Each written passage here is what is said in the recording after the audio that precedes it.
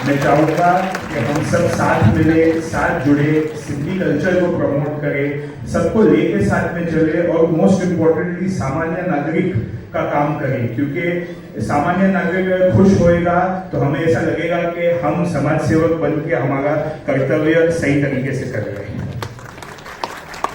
मैं चाहूँगा honourable cultural minister कुछ चंद कहता हूँ कि सांस्कृतिक कार्यक्रम में बीच में आकर कोई नेता अगर ज्यादा भाषण करता है तो उसके पार्टी के वोट कम होने का रिस्क होता है।